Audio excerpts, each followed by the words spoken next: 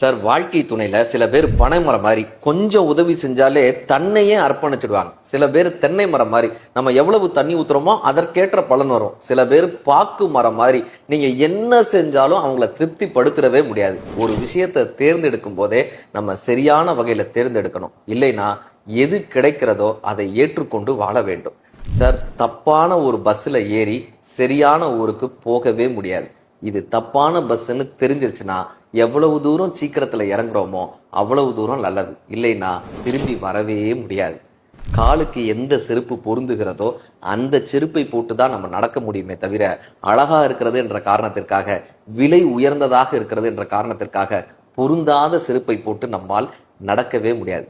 தாகம் எடுத்தா தண்ணீரை தாங்க குடிக்கணும், அல்லது அந்த தாகத்தை பொறுத்து கொள்ளணும். தாகம் எடுக்கிறது என்கிற காரணத்திற்காகவும், பக்கத்தில் விஷம் இருக்கிறது என்ற காரணத்திற்காகவும் தாகத்துக்காக விஷத்தை எடுத்து நம்மால